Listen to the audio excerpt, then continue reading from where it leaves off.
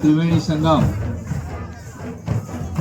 એટલે શક્તિપીઠ પરિક્રમા મહોત્સવ 2026 વનવાસી બંધુઓના ઉમંગને આપ જોઈ રહ્યા છો અને આપનો ભક્તિનો સંગાત દેખાઈ રહ્યો છે. ત્રિશૂળ અર્પણ યાત્રા, પાલખી યાત્રા અને ધજા